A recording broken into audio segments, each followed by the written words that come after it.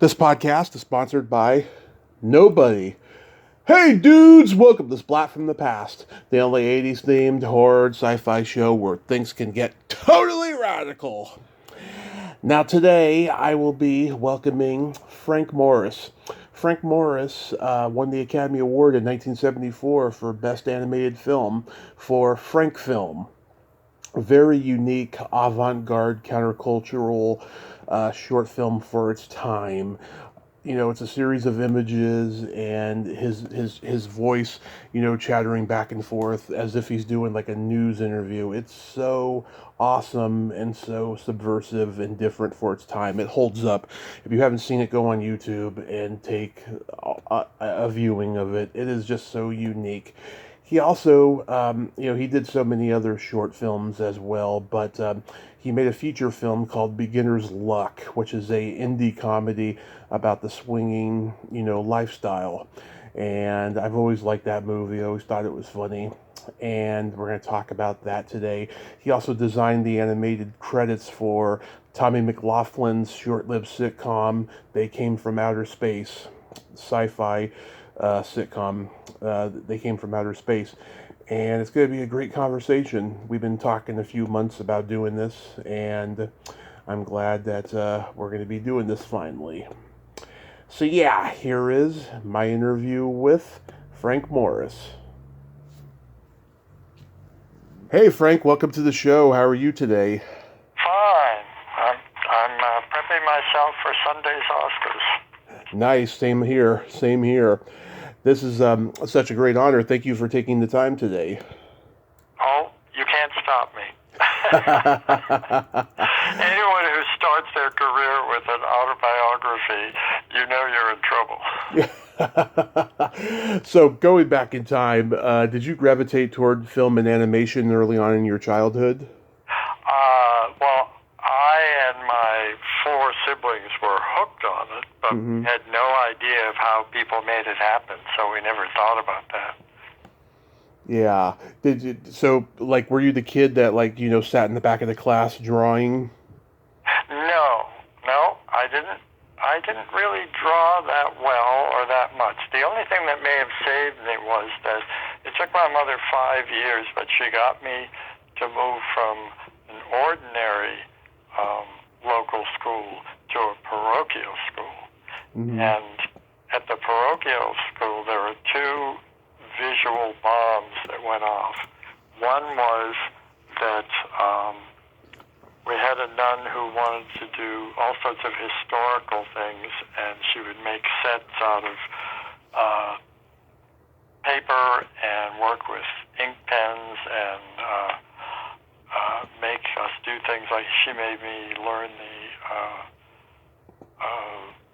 Lincoln's address, and then another nun made me the person who would be in charge of changing the Virgin Mary statue background every month. And then the English teacher nun decided that some of us were maybe more visual than verbal.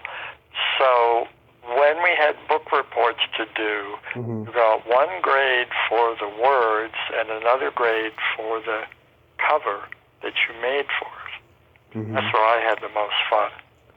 So I would do silly things like make a television set and then put wax paper as the screen and put something behind there. And most of the other kids just went out and bought letter stencils, and then they would just put the title of the book on the cover and say that was their cover.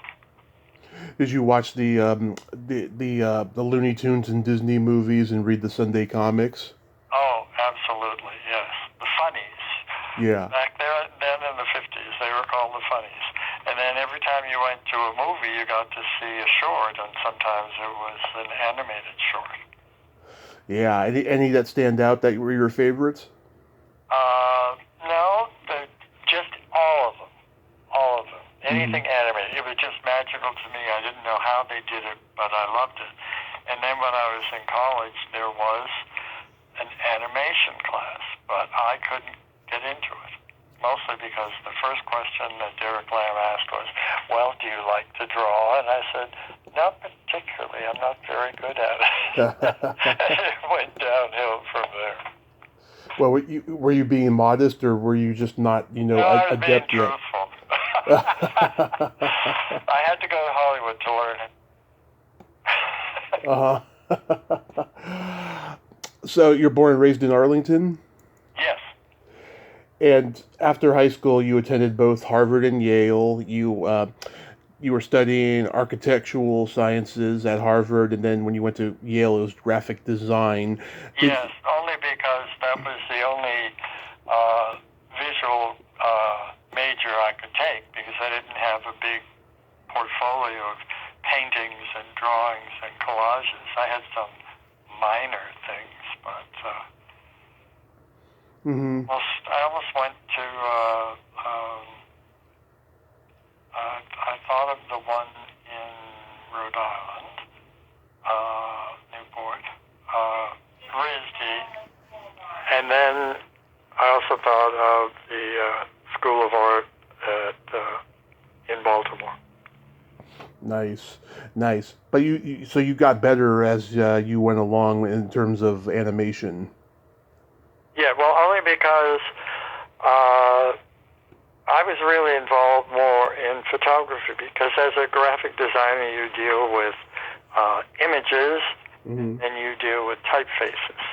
And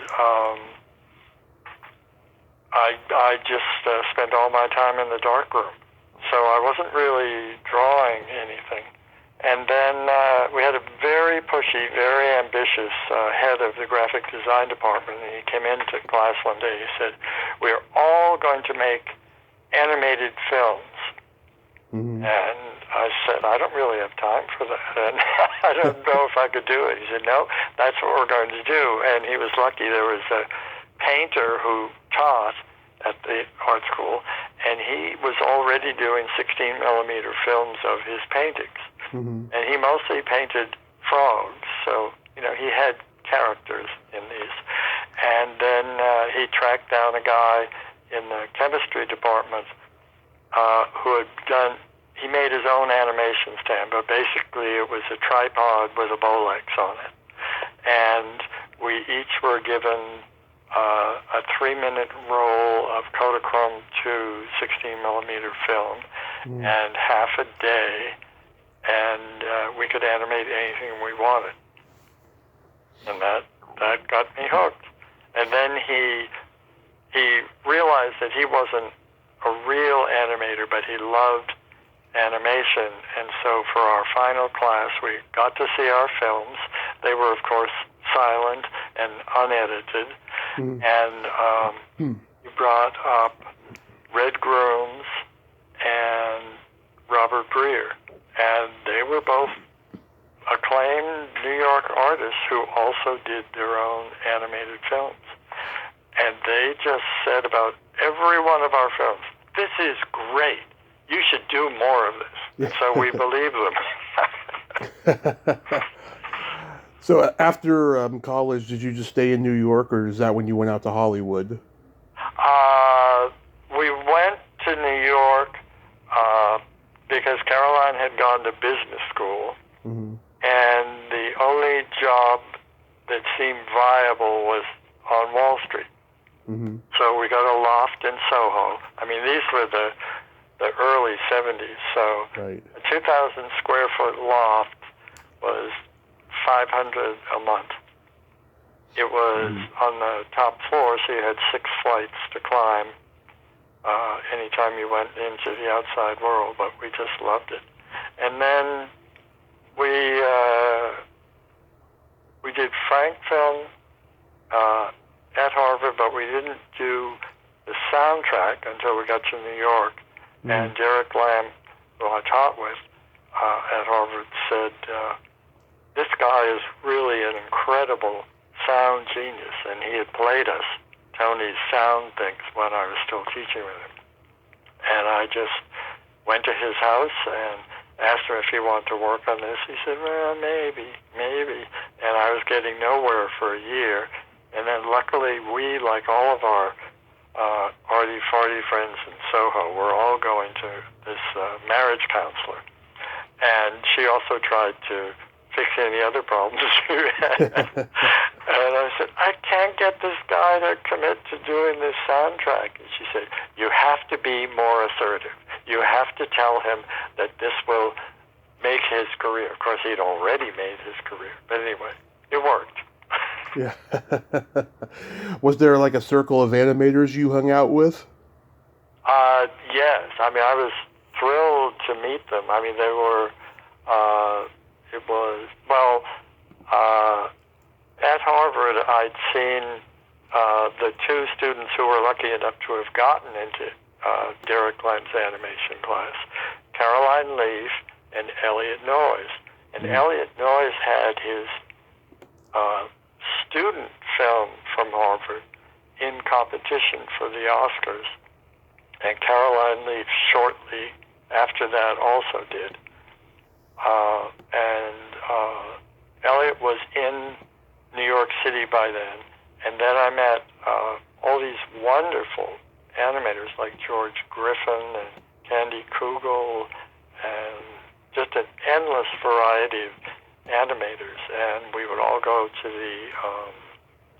the monthly meetings of animators and look at each other's films and then have competitions once a year. Nice. So that was very soothing, except that I wasn't getting anywhere technically and financially. Mm-hmm. So Frank Film was done on nothing, and Coney and Screen Test were only done because we got film grants for them. Mm-hmm. And we couldn't get taken seriously. We'd go for interviews at Channel 13, the PBS station in New York, and they would offer me jobs like doing the titles for their TV series Right. on the theater. And I said, oh, that could be really interesting. He said, yeah, what I really want you to do is look at our outtakes and do it from that. And I thought, well, that's not very creative. So I said, I don't think I'd be the best person for that. So then I went home to the loft, really upset.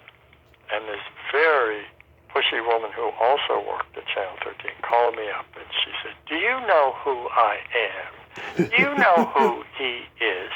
Yeah. If you don't take this job, you'll never get another job in this city. And I thought, okay, maybe it's time to go to California.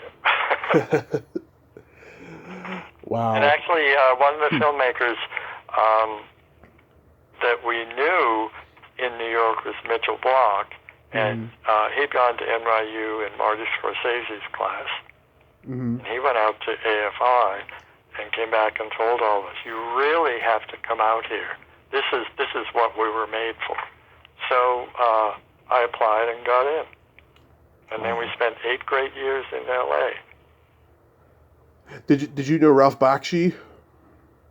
I didn't know him. I knew his work. Yeah. I thought he was very talented, and I just didn't like some of his films, but he did. So Yeah. but a lot of filmmakers like their own work. Yeah.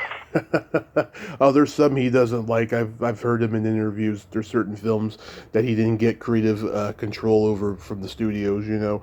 Yeah, well, that is, that's the story of Hollywood. It's just, it's pretty rough.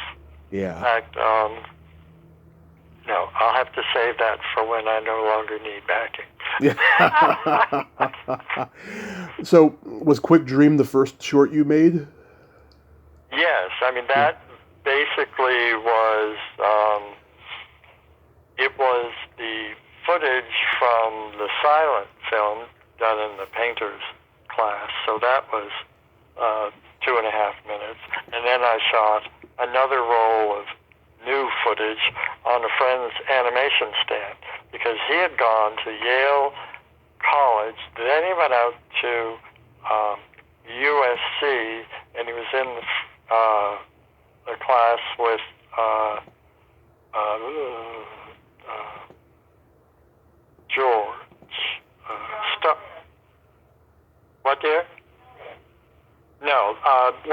John Milius was in the class, Oh, yeah. and the guy who did Star Wars. George Lucas.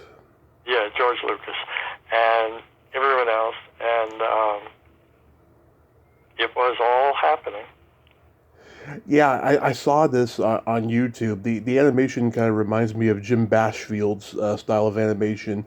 I forget what it's called though. What's the style of that animation?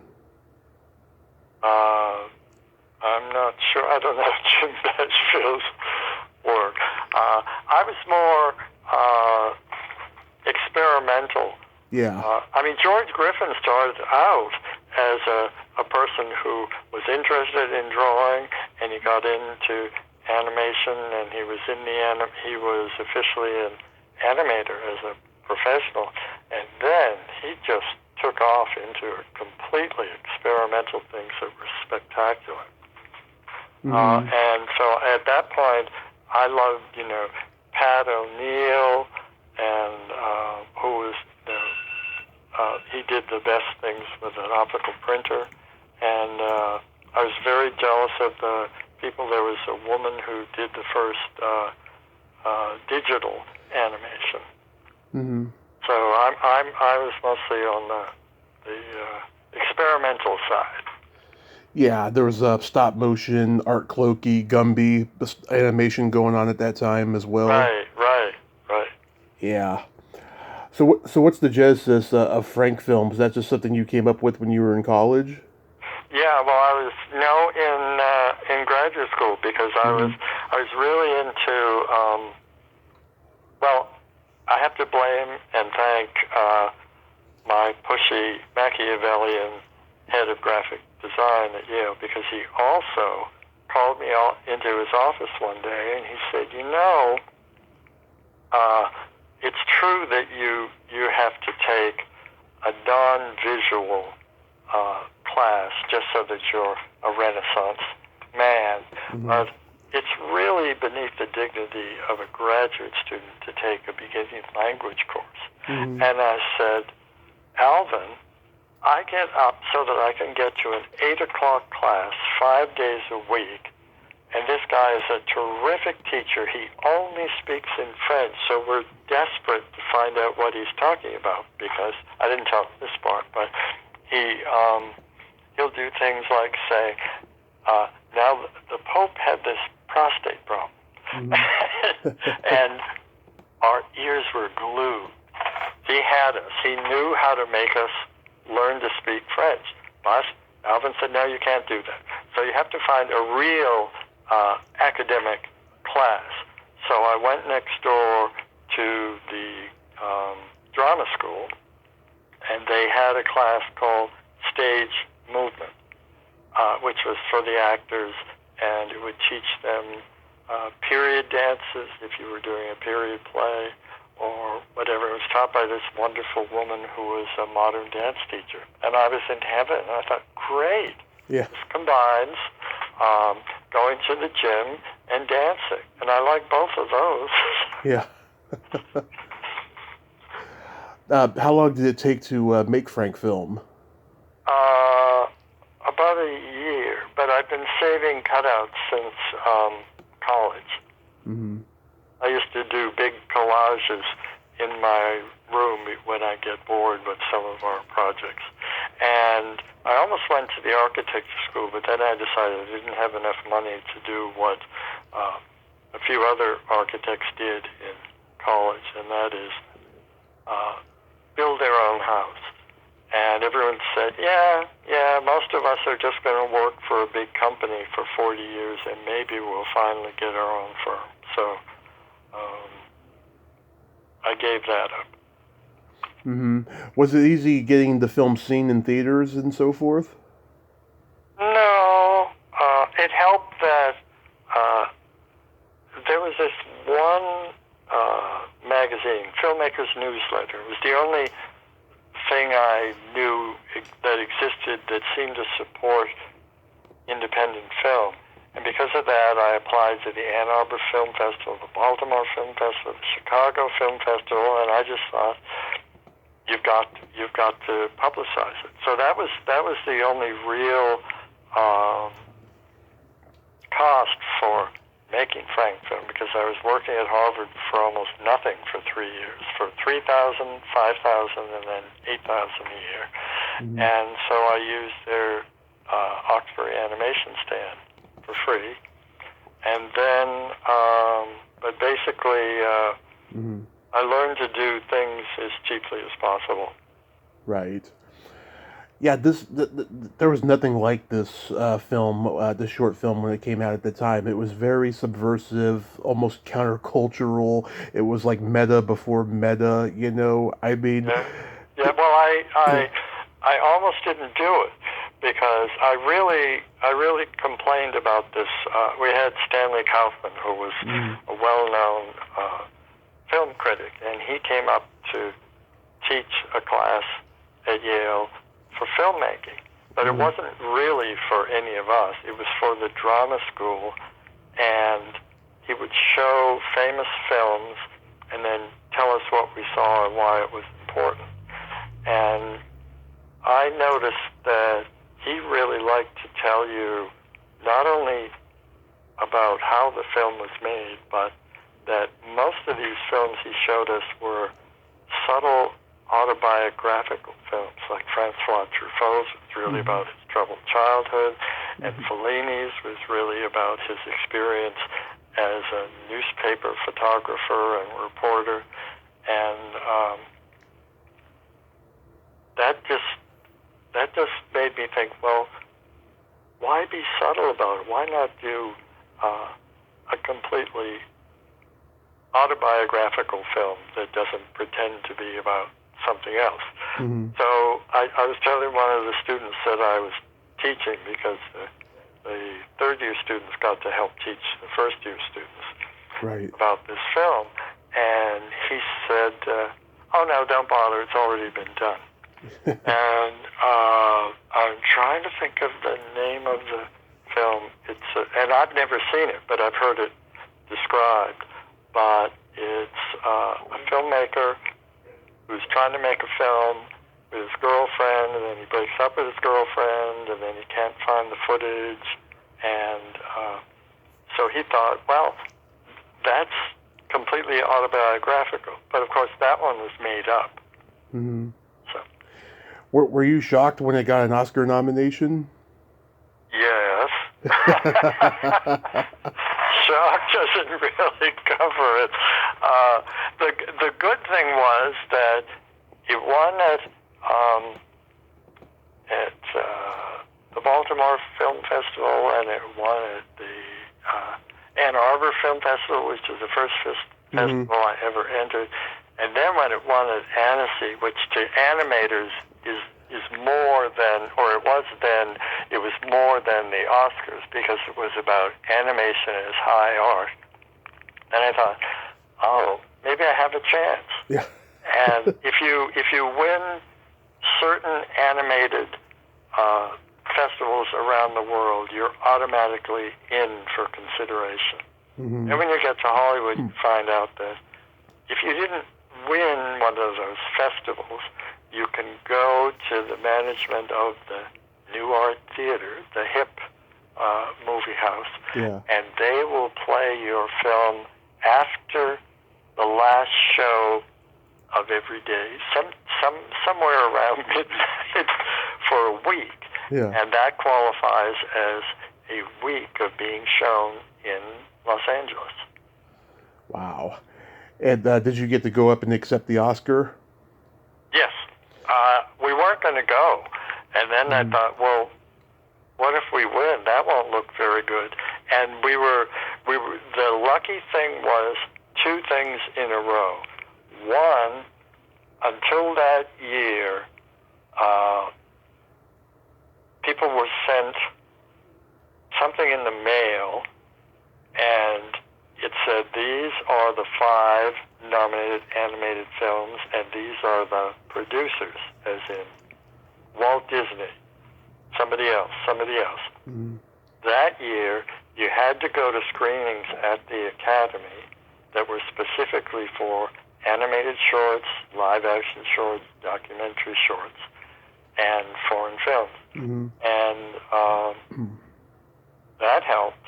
And then the Academy has a rule that there can be up to 5 nominees, but if not enough films get really great response, you at least have to have 3.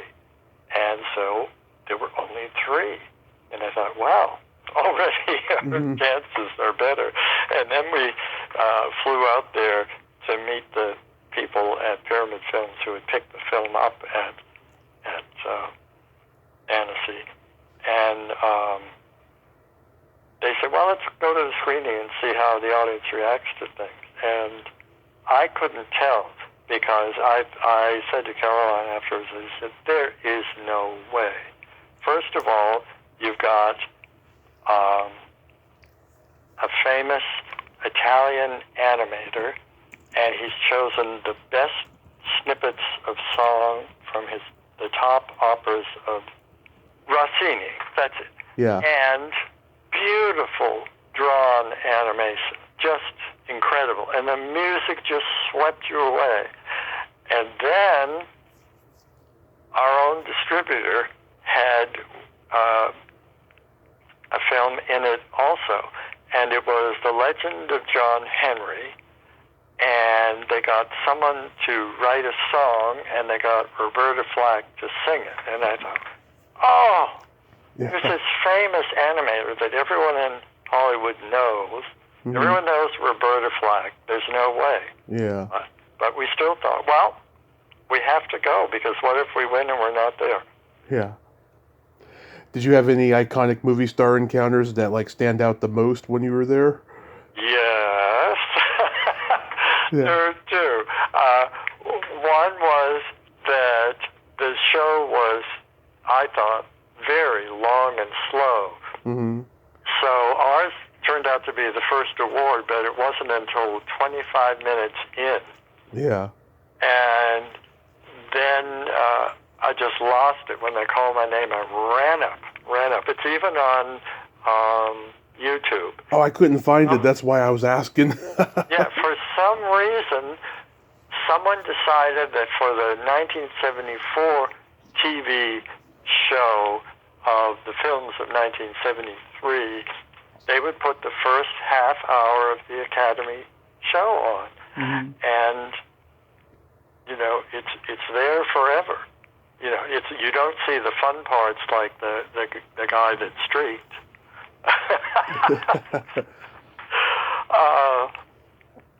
It was just incredible. So I went up and I said everything as quickly as I could, and I left. Mm-hmm. And I went backstage, and no one would tell me where to go. So I had to sort of figure out where to go. I knew that there was going to be a publicity thing that everyone went to and take your photograph and ask you questions, and I couldn't find it, and I went through this one door, and suddenly I was outside. Mm-hmm. And luckily I still had the Oscar in my hand, so I went around to the front door and convinced the guard that I really needed to get back in there. And I was lucky. There was another animator about 10 years later who did a brilliant film. He went out to take a cigarette, and they wouldn't let him back in, not even with the Oscar. Yeah. So I get back to the seat, and Caroline was congratulating me, and I just felt badly because I wanted her and Tony Schwartz to be listed as producers. And our distributor had said, no, the Academy frowns on having more than one producer for a short film. Yeah. Not telling us that he got the animator for his film, but he was also listing himself as a producer. So suddenly the guy in front of us turned around and congratulated me. And it was Francois Truffaut, and my heart stopped. Oh. One of my favorite film directors. So then, an hour later, when he won the Oscar for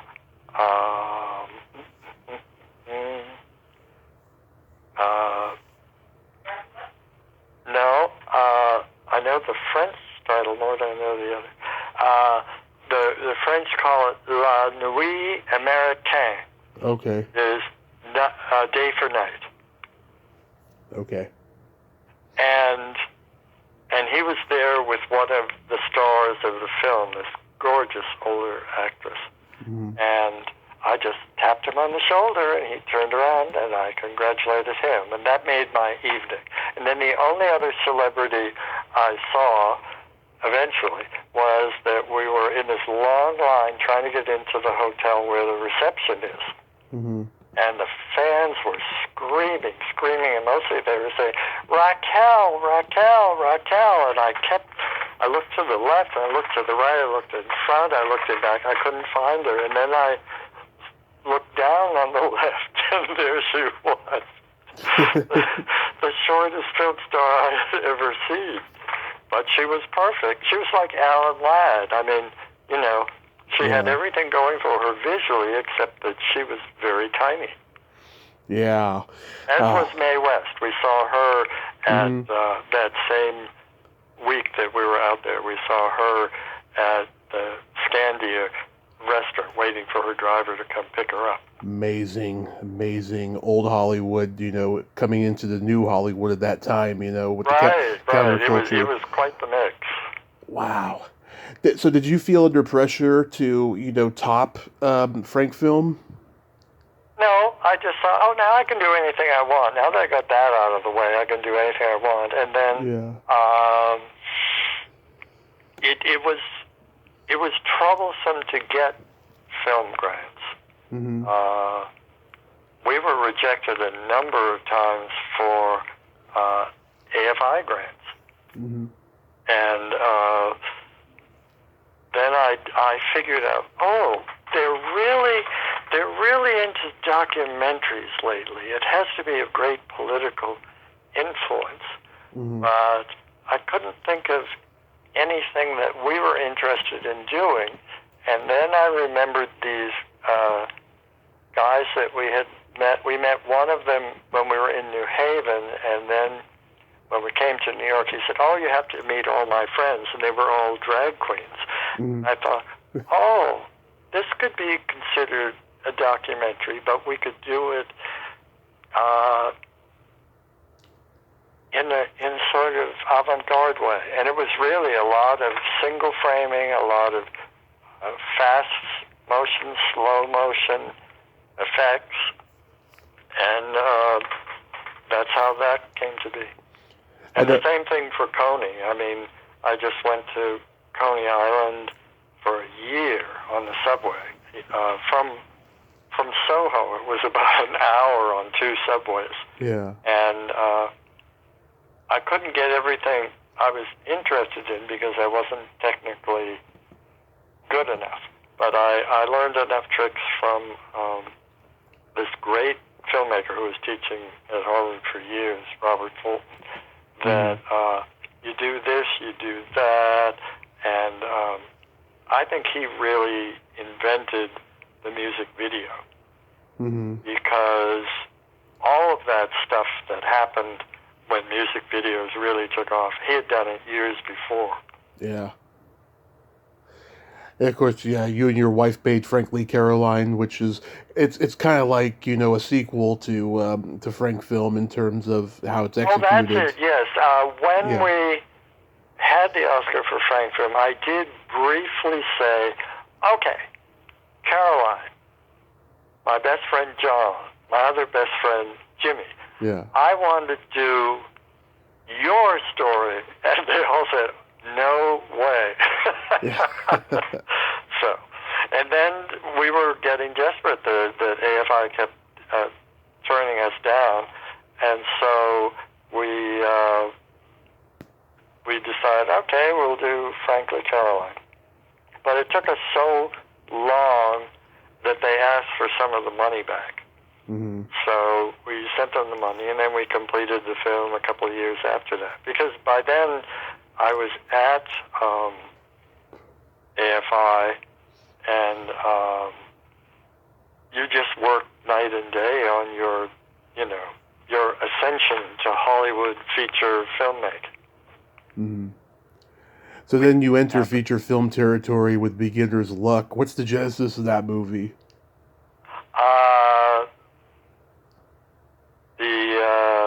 Let's see, having to do a thesis film at the MFI.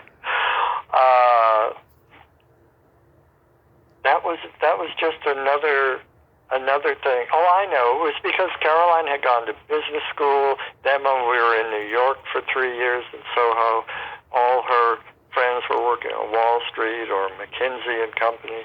Mm-hmm. And this one friend said, you should really get it together. And we know people who could put up some money for a feature film. Mm-hmm. And it took a long time, but we did raise the money. And then we did it, and it was a nightmare experience, but we learned a lot from it. Ooh. And almost everyone got almost all their money back, but they did not make a profit on it. Wow. We said, oh, this is a sign. And it was even picked up by... New World Pictures. New World. Yeah. When he was momentarily the head of the Academy. Mm-hmm. Yeah, but they picked it up at the independent film screenings in New York City, and just a moment, Caroline. Yeah. I think someone's here honking their horn. Oh, FedEx. Mm-hmm. Okay. Well, we're out here in the outback, the dirt road. Yeah. That's the only time we see civilization. Did you know couples that were into swinging and all that? No. That was... Our joke was, people said, gee, you were out there in Hollywood, the weather's so great, there are all these movie stars and things to do and parties to go to and Academy screenings for free and yada, yada, yada. And then after 8 years, we realized we weren't really getting anywhere, and both our parents were getting old, and then relatives would come out to visit and say, your parents really need you. So we decided, well, we'll just go back. Mm-hmm. And we said to people, they said, well, why would you want to go back? And we said, we're still married to the same people. So we did go to one party that was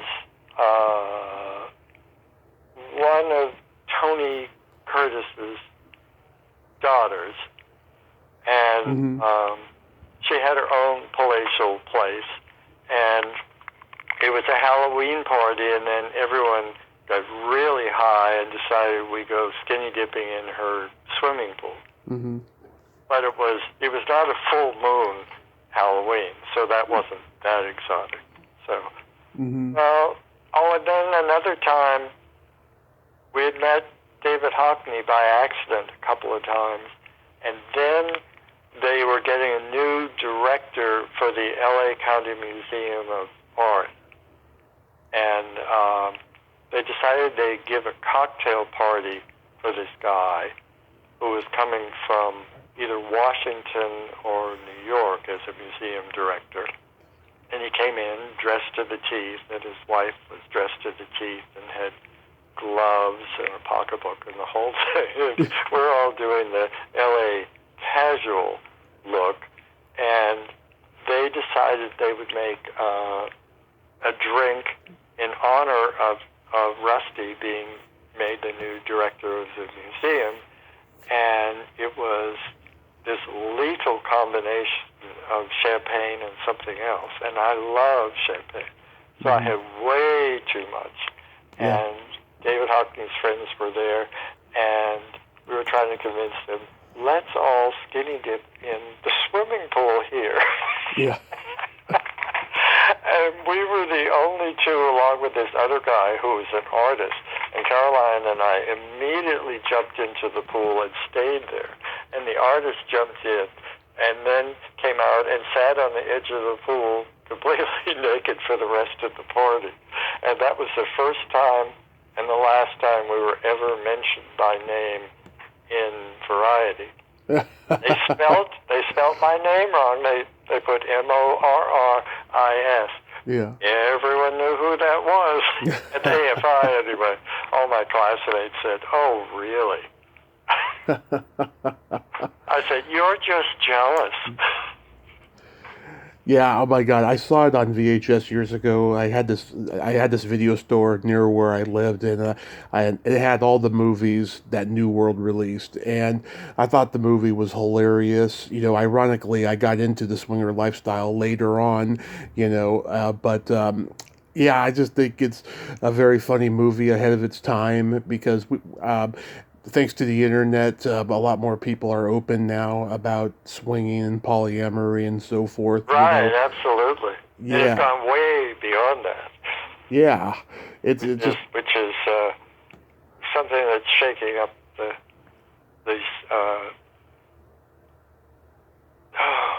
the landscape.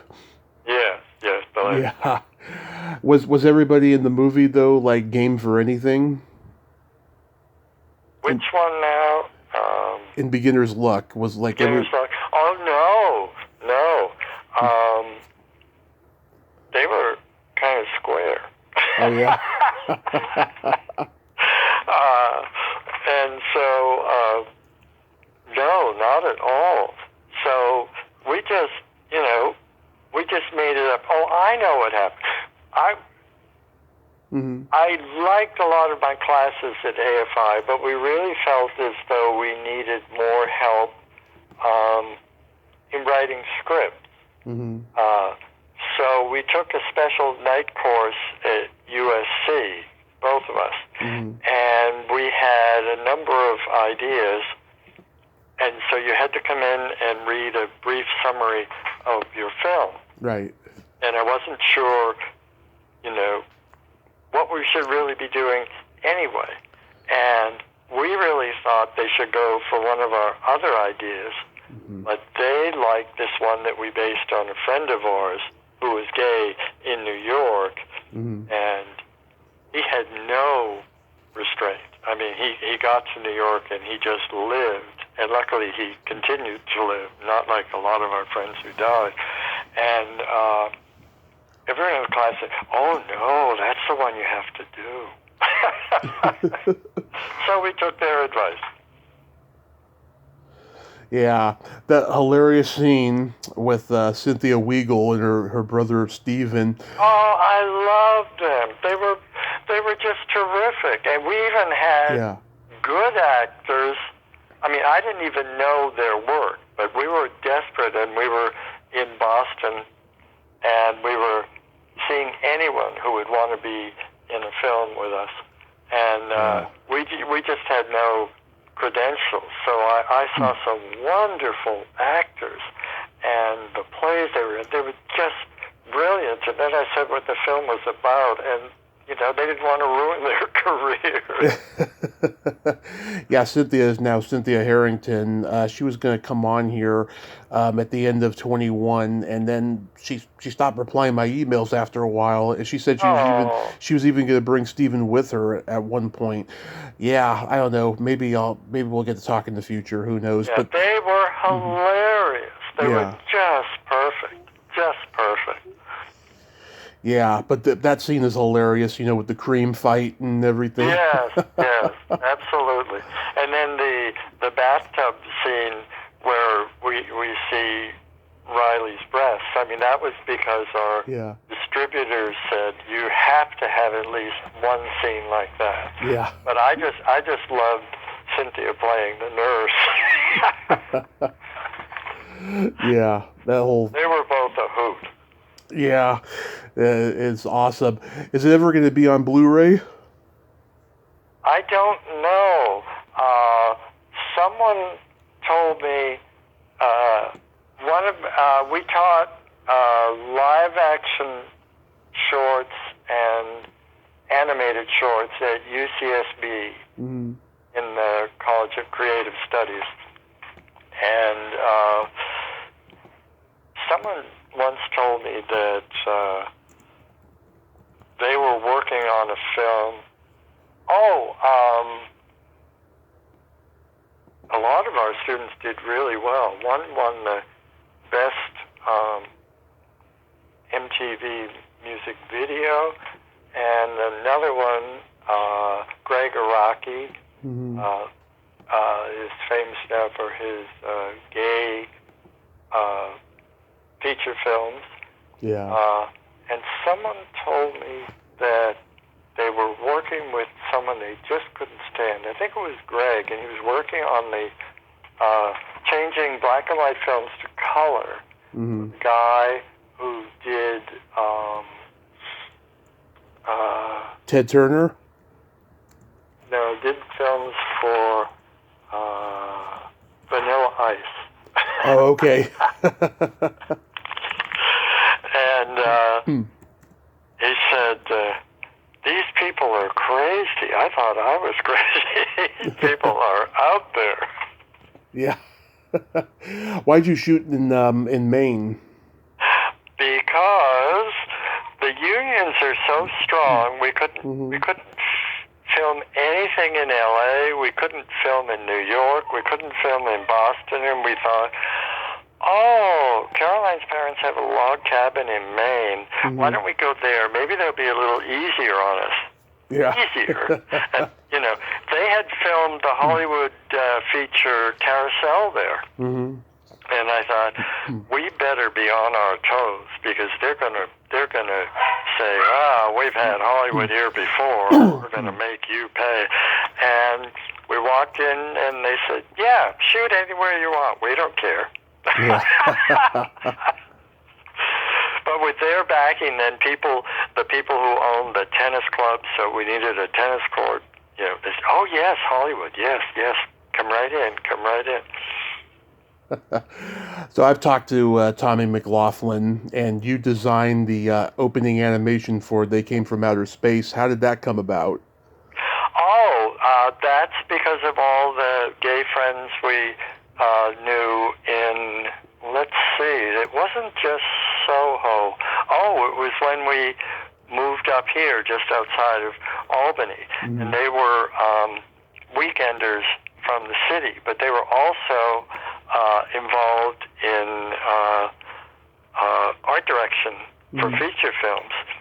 And they somehow had this job to help those people make that comedy series. And they said, would you be interested in this? So I said, we'd be interested in any work. Thank you. So, and they were just great to work with. Yeah, Tommy's a good guy. Yeah. It holds up. The animation of that really holds up. I watched it the other day. Great. No one has ever mentioned that before. You do your research. Oh, yes. I've talked to so many people, too. I've absorbed information. How did the Sesame Street come about? That was hilarious. So we're there in New York, and we were only there for 3 years in Soho, and it just wasn't happening. I guess that woman fixed our career. You'll never work in this city again. Yeah. But we went to this meeting because some of the people who worked at Sesame Street were connected with someone else, and we got invited to go in and see if we'd like to work for them. And we were just terrible. We looked at each other and we said, really? Are we that low down?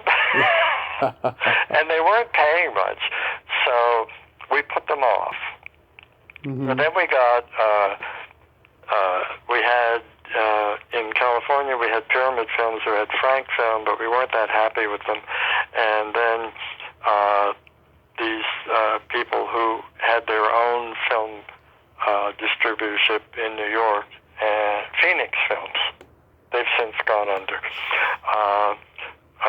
as has Pyramid and as has Mitchell Bloch's company. And they said,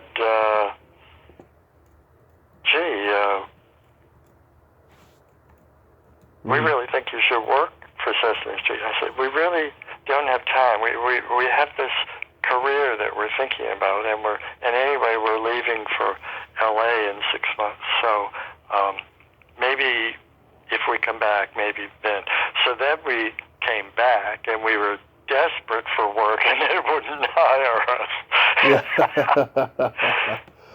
But then finally someone retired, and there was a new person ordering the animation, and she liked our work. So we worked, I think the only person who did more things than us was Jane Aaron. Mm-hmm. She did about 400 or 500. We did about 300 to 400 different things. But sometimes it was the same idea that you did with 5 different letters or 5 different numbers. Interesting. So what do you got going on these days? Well, everything was cruising along. We had Sesame Street, we had VH1, we had the Comedy Channel, we had Nighttime Entertainment. Mm-hmm. You know that company? I've heard of them. That's the Playboy. Yeah. So we did 25 years of Playmate of the Year. Mm-hmm. And I said to them, we work a certain way, and we need really good visuals. I cannot take one copy of each Playmate of the Year and make color Xeroxes. It's just not going to be good enough. You have to send me 12 of each of those years. So they sent 25 times 12, and I cut them all up, and I could have made more money by selling them. But it was fun to do. Mm-hmm. Do you like the way that animation has evolved, with CGI and digital and all that? Yeah, I tolerate it. There are things that I wish I could do, but I can't. I'm a Luddite. I have a hard enough time doing After Effects, and they keep changing it, and they just make it not as easy as it used to be. But it's certainly a lot quicker and easier than shooting frame by frame on an Oxberry. Yeah. Even Harvard changed its Oxberries over to digital. Right. A couple of years ago, I talked to the legendary animator Phil Roman, and he said something that brought a tear to my eye. He said, "There's nothing like the magic of a paint and brush." And I totally agree. What's that? People are now doing it with other, like a metal stick or something. Yeah. I mean, I get that it saves time to do the digital and so forth, but it's still lazy. It doesn't look that good, Yeah, they all have different looks. Yeah. There's a lot of stuff that I can't even tell how it was done. I just know if I like the film. I'll be very interested in seeing what wins this year for animation, because it's quite the variety. Mm-hmm. And the money seems to be with the one that had the most money and the most famous actors doing the voices, and I like the more difficult ones. I'm not even familiar with what's coming out animation-wise today, so I'm out of the loop. Well, it hasn't been great. If you're at all interested in something that's different or not cute, there was a big controversy about last year's winner, which was basically not really animation. It was just sort of photographs and drawings that were slightly changed from reality, and it just, people were furious. But there's nothing you can do. You just have to go with it. Yeah. So do you have anything upcoming you'd like to mention? Well, we're now well into our second decade on what used to be called Franker film. Mm-hmm. Then I decided I couldn't be that frank. And so I thought, oh, I know, I'll call it Frankie Goes to Hollywood. It's a love-hate Valentine to Hollywood and the 8 years we spent there. And then a friend of ours who is a lawyer for creative people, I mean, they were Robert Mapplethorpe's lawyer, and they did other things for film people. They said, oh no, you can't use the name of a famous, if no longer viable musical group. They'll sue you and you won't be able to use that. You can't do Frankie Goes to Hollywood. So I said, okay, it's Frankie Goes Hollywood. I like that anyway. So that's what it was changed to. And then I met a guy who's really nuts for our films, and he said, you're throwing away Franker film for Frankie Goes Hollywood? Yeah. He said, you have to stick with what people know. They know Frank film. They know Frankly Caroline. Yeah. We couldn't think of a title for hers. We're trying to do CC just as we did FF, and you can't really say Caroline Cinema. It doesn't. We couldn't think of anything, and then this friend of ours said, well, what about Frankly Caroline? We said, we're taking you out to dinner. Name the restaurant. That is awesome. Frank, thank you so much for coming on. I'm glad we finally got to do this. Thank you. Enjoy the Oscars. I always have to tape it because I can fall asleep just like that sometimes. Yes, and continue creating. Thank you. Well, you too. Thank you, sir. Thank you, sir. Bye-bye. Bye-bye. Well, there you have it. Frank Mouris. Ain't he a cool dude? What a legend. Academy Award-winning short animated filmmaker. Oh, let's see what's going to happen this Sunday. Let's see who's going to be the next Frank Mouris. Well, until next time, this is Tommy Throwback Kovac saying, there's no shame in living in the past, because the present sucks. Later, dudes.